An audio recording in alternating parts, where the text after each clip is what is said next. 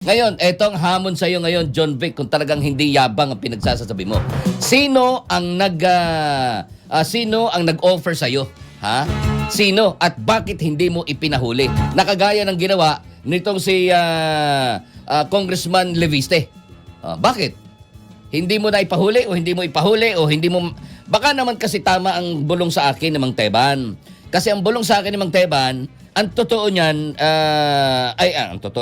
ang tsorya ko dyan, Kaabanting Ronnie, hindi sila inalok. Sila ang nanghihingi. Kaya sabi ko, hindi kaya totoo yun?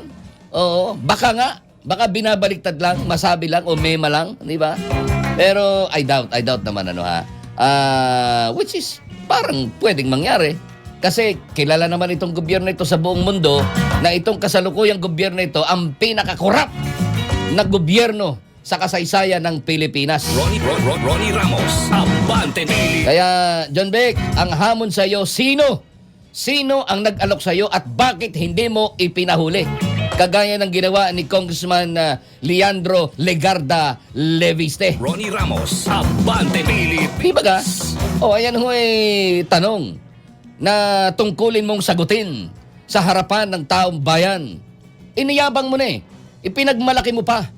Pero wala ka namang mema o wala ka namang binesa. Sabi niya, wala kang sinabi. Puro daldal, puro yabang. Kaya sabihin mo, ibulgar mo. Maraming media nakapaligid sa'yo, di ba ga? Sabihin mo, ang nag-offer sa akin, no? Yabang ang lintik na ito. Di ba? Sino? Ang talaga naman hong tumaas ang kilay at tinawag na nagunggong itong magkapatid na John Vic Remulla. Matapos na ipagyabang itong yabang lang naman talaga meron ito si John Vic, hindi ba ga? Palibhasa, mga pamilyang may kaya sa buhay, kaya yabang lang ang meron yan. Hindi naman lahat ng mga mayayaman at may kaya sa buhay, mayabang. Pero ito, yabang lang ang meron ito Mantakin mong ipagyabang pa sa Billionaire News Channel, sabihin na sila daw ay nakatanggap din ng offer na 1 billion pesos para lamang sa dito sa issue ng flood control scandal. Para lang daw merong maabswelto na isa. Ayun, nagpapapaniwala ba kayo dyan sa mga banat na yan ni John Vic Remulla? Wala yan. Kasi una't higit sa lahat, kung talagang totoo yan, dapat ipinahuli niya na. Di ba? Ay gusto lang niyang umepal. Parang nung natatandaan niyo? Yabang nung hinuli nung kanilang isinuko, itong si FPRAD, si former President Rodrigo Roa Duterte, nung kanilang isuko sa ICC. Di ba ga? Anong sabi doon sa interview with Pinky Webb sa Billionaire News Channel? Oh no, it's a group effort, sabi niya. The President, the Secretary of the Security Advisor, sabi niya, pati ako, 4 sila doon na binanggit niya. Abay, nung sumunod na mga interview, itinatanggi na. Syunga. Alright mga kababayan, grabe, magre-react po tayo dito kay Sir Ronnie Ramos dito sa kanyang mga binitawan mga kababayan ng mga salita laban dito kay Secretary John Vic Remulla ng DILG at sa kanyang kapatid na si Ombudsman Boying Remulla patungkol nga po doon sa nauna niyang sinabi mga kababayan na inalok daw po sila ng 1 billion para patahimikin itong investigasyon sa mga flood control corruption mga kabayan at meron namang isa pa mga kabayan na tag 1 billion pala sila mga kabayan ng kanyang kapatid. So bali 2 billion daw po itong nag-alok sa kanila or nag-offer para patahimikin itong flood control corruption investigation mga kababayan. At bagay naman na tinanggihan daw po nila mga kababayan or tinanggihan nila itong offer sa pamamagitan ng kanilang kakilala, although hindi naman direkta daw na yung mismo yung tao na gustong patahimikin yung investigation yung lumapit sa kanila meron po silang tauhan na namagitan common friend daw yata mga kababayan at ngayon lang or kanina meron pong sinabi itong si DILG Secretary John Vic Remulla na 2 congressman pala ito mga kababayan na gustong patahimikin itong investigation ng flood control corruption at ito nga ang hamon ngayon ni si Ronnie Ramos na pangalanan itong mga taong itong sinasabi niyang 2 congressman na nag-alok ng tagwa 1 billion sa kanilang 2 magkapatid ay pangalanan niya, mga kababayan, no? O kaya ipakulong niya, kagaya nung ginawa ni Congressman Leandro Leveste doon sa Batangas, na yung engineer doon na nag-alok daw, mga kababayan, no? Or inoferan siya ng pera para tigilan na yung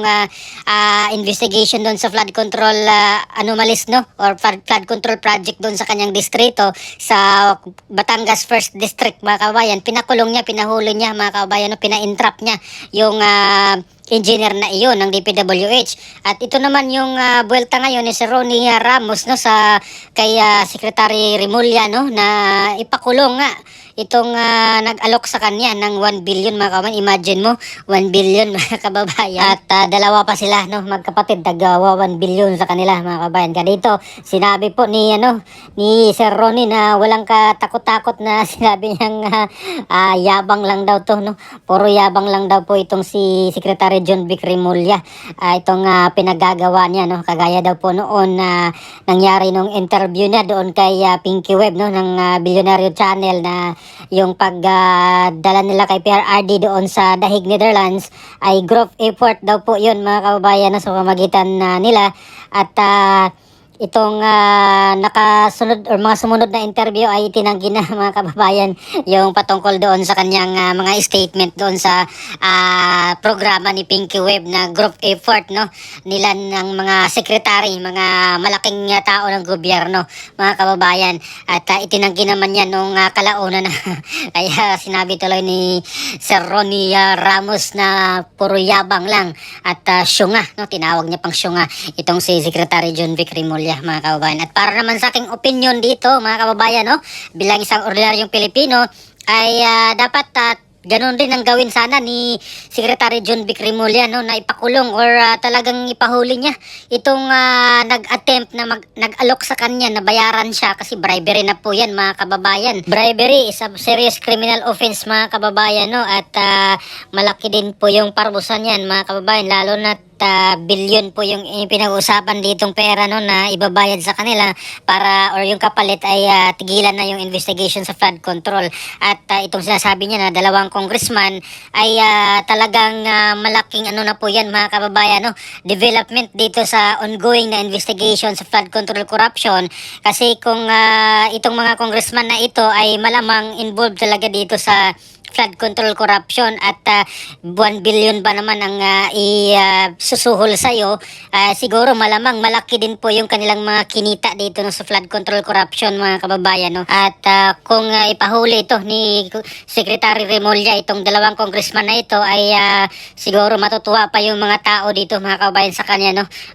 Masaya yung mga tao na at least papano ay meron ng masampulan, meron ng mahuli, mga kababayan, na congressman na involved dito sa flood control corruption. Kasi malamang, mga kababayan, sa aking pananaw ay guilty itong congressman na ito, kung sino man itong dalawang congressman na ito ay guilty dito sa flood control corruption, dahil ikaw ba naman mag-attempt kang manuhol, no? So ibig sabihin, involved ka, guilty ka, may kasalanan ka dyan sa flood control corruption, mga kababayan, no? Kaya sana si Secretary John Vic Remulla at yung kanyang kapatid, na sinabi nila tinanggihan naman nila, pero parang hanging, mga kababayan, no, sa aking opinion, hanging yung niya sinasabi, kasi tinanggihan lang nila, wala naman silang ginawang action. So dapat talaga ipahuli nila, gaya po nung ginawa talaga ni Congressman Leandro Leveste, mga kababayan, na makikita talaga natin na seryoso siya dito sa kanyang kampanya, sa kanyang advocacy, na panagutin nga itong mga kurakot na mga kasamahan niya dyan sa Kongreso, mga kababayan. So ano po masabi nyo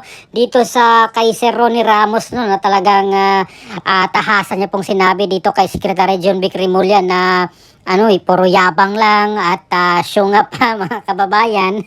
Ayan. So, bilib na bilib ako dito kay Sir Ronnie Ramos, no? Kasi ang tapang niya, mga kababayan, hindi po siya natatakot ditong birahin yung mga malaking opisyalis ng gobyerno, mga kababayan, no? So, ano po masasabi niyo dito, mga kababayan? Please comment down below. Maraming salamat. God bless po sa ating lahat.